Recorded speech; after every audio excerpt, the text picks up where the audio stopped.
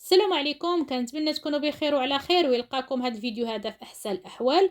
ما كيصدقلكش البغرير؟ جربي بهذه الطريقه هذه وما عمره ما غادي يحشمك، غادي ينجح معاك من اول تجربه، بدون دقيق ابيض وبدون اختمار، وبمقادير اللي هي مضبوطه. كما كتشوفوا كيجي البغرير ديال الشهده ما شاء الله، كيجي كامل بهذا الشكل هذا، كيجي رائع بزاف. شوفوا الشكل ديالو كيفاش كيجي، الحبه على اختها بحال الشهده تماما ما شاء الله، كيجي ناجح كما قلت لكم ومن اول تجربه. غير جربوه ان شاء الله وغادي ينال اعجابكم. والى عجبكم الفيديو شاركوه مع الاهل والاحباب باش تعم الفائده، فضلا وليس امرا. وندوزو ان شاء الله للطريقه والمقادير. وهنايا بالنسبه للمقادير، جميع المقادير نعبرها بكاس، الكاس اللي تعبروا به عبروا به المقادير كامله. عندي هنا 3 كيسان ديال الماء، 2 كيسان ديال السميده ديال الحرشه، نص معلقه صغيره ديال الملحه، معلقه صغيره ديال السكر سنيده، ومعلقه صغيره ديال الخميره ديال الخبز، وجوج ساشيات ديال الخميره ديال الحلوى من فئه 15 غرام او جوج ديال 7 غرام. يعني نوضع السميده ديالنا كما قلت لكم 2 كيسان، الملحه، السكر، والخميره ديال الخبز اللي عندهم متوفره الخميره حبيبات يستعملها. وغادي نضيفوا الخميره ديال الحلوى، وغادي نضيف 3 الكيسان ديال الماء.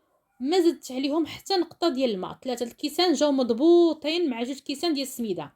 يعني اي كاس كتعبروا به السميده كتعمروا به الماء. الا درتو 2 كيسان صغار ديال السميده، غادي نديروا 3 الكيسان صغار ديال الماء.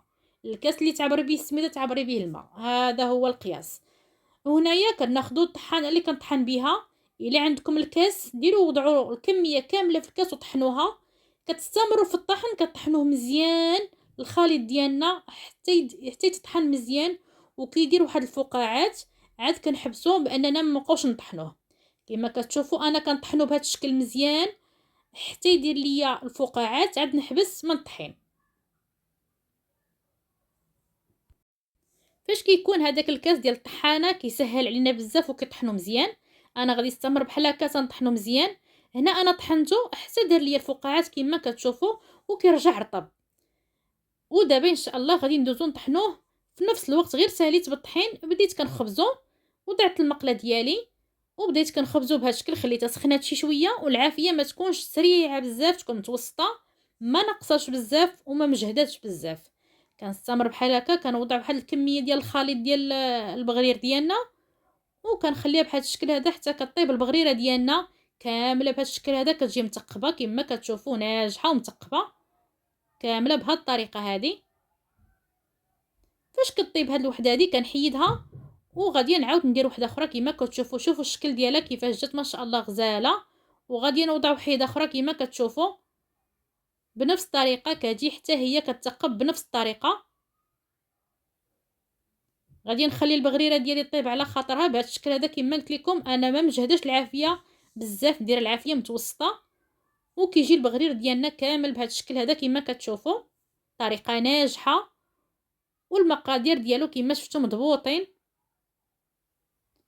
هي اهم حاجه انكم تضبطوا غير المقادير، وغادي نخليكم المقادير مضبوطه مكتوبه في صندوق الوصف ان شاء الله.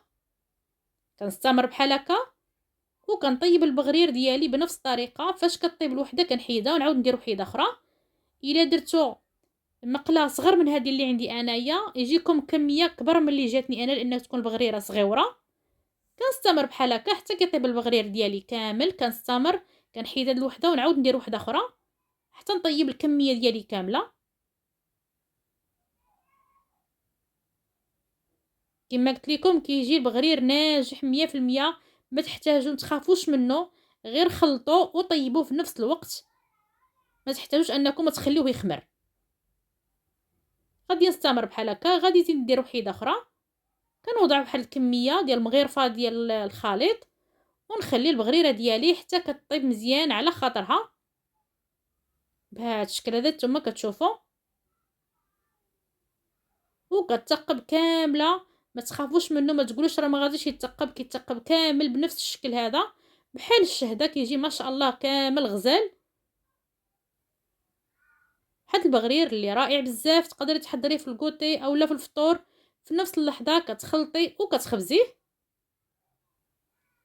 شوفوا الشكل ديالو كيفاش كيجي ما شاء الله غزال. وكيجي محمر. غادي نستمر بحال هكا كما شفتوا حتى كيطيب البغرير ديالي بهذه الطريقه هذه، ونكمل الكميه كامله بنفس الطريقه. كنبقى نحيد وحده ونعاود ندير وحده اخرى. ولا كان عندكم جوج مقيلات صغار كتستغلي الوقت وكيطيبوا لك كاملين بالزربه، يعني كتقدري تكملي الكميه ديالك الكميه اللي عندك عفوا في وقت قصير. كنستمر بحال هكا وكنوضع كميه وحده اخرى ديال البغرير، الخليط ديال البغرير في المقله، وكيطيب لي بهذا الشكل هذا كما كتشوفوا. كيجي كامل مثقب بهذا الشكل هذا، حبه على اختها. يعني ما تقوليش شي وحده اللي كتجي ما مثقباش، كاملين كيجيو بحال الشهده ما شاء الله، كامل كيجي غزال. شوفوا كيفاش كيجي ما شاء الله، طريقه سهله وكيجي ناجح معاك من اول تجربه، ما غاديش يحشمك ان شاء الله. شوفوا الشكل ديال البغرير ديالنا كيفاش جا ما شاء الله غزال. هذا هو الشكل ديالو. هي المهم انكم ديروا المقادير اللي مضبوطه وغادي ينجح معكم ان شاء الله.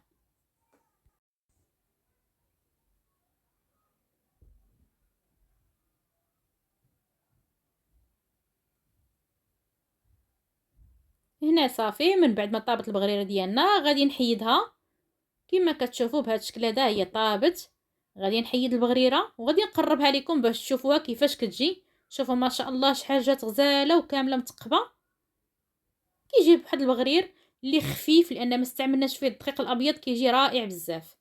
وهنايا انا كملت الكميه ديالي كامله ديال البغرير. شوفوا ما شاء الله كيفاش جا كامل بهذا الشكل هذا، كله مثقب ما شاء الله وخفيف، ما استعملناش فيه الدقيق. كيجي رائع بزاف وكيجي خفيف بزاف. شوفوا كامل محمر. واللي ما كيعجبوش انه يحمروه ما تحمروهش بزاف. هذا هو الشكل ديالو. كيجي واحد البغرير اللي غزال ما شاء الله. كما قلت لكم انا ساليت الكميه كامله، وهذا هو الشكل ديالو. يمكن لكم تقدموه مع اي حاجه كتبغيوها، مع الزبده مع العسل او مع العسيله بوحدها. كاين اللي كيعجبو يقدموه مع الفرماج، كاين اللي كيعجبو يديروا الشكلاط.